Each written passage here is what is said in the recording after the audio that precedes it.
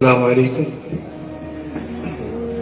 نحمده ونصلي على رسوله الكريم أما بعد উপস্থিত আজকের এই মহতী অনুষ্ঠান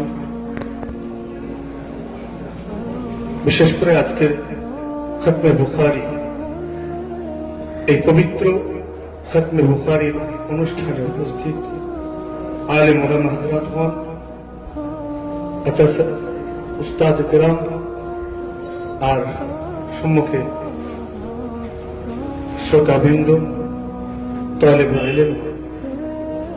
সাধারণত এই ধরনের মাহফিলে বক্তব্য দিতে গেলে একটু জড়তা চলে আসে, যদিও অন্যান্য জায়গায় কথা বলা হয়, কিন্তু এখানে কথা বলতে গেলে অনেক মেপে বলতে হবে।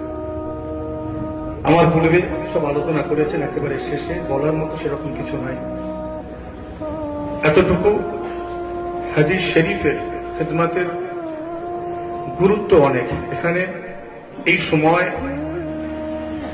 বর্তমান পরিস্থিতিতে এই হাদিস শরীফের খিদমতের বড় প্রয়োজনীয়তা দেখা গিয়েছে। বিশেষ করে আজকে শুধু কিতাব শেষ করা হচ্ছে তা নয়, বুখারী শরীফ শেষ করা হচ্ছে এমনটা নয়। মনে রাখতে হবে, এটা আগামী দিনে আমাদের পথ চলার শুরু হলো। শুধু জ্ঞান অর্জন করলে তো হবে না, এটাকে আমাদের জীবনে বাস্তবায়ন করতে হবে।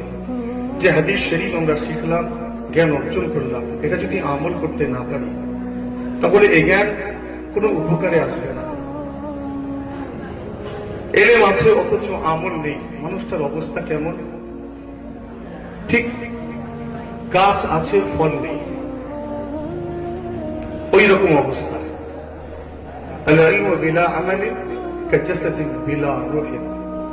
এলেম আছে, আমল নেই, মানুষটার অবস্থা হলো শরীর আছে, আত্মা নেই। ইমাম বুখারী রাহমাতুল্লাহ আলাইহি 6 লক্ষ হাদিস মুখস্থ করলেন যাচাই বাছাই করে।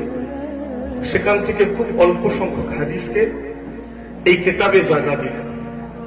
আর হাদিস শরীফগুলো লেখার সময়, এগুলো আমার পূর্বে বলা হয়েছে, গোসল করলেন, নামাজ আদায় করলেন, তো বোঝা যাচ্ছে এটা হুজুর কিবলা তাকওয়া দিয়ে লিখেছেন, কালি দিয়ে নয়।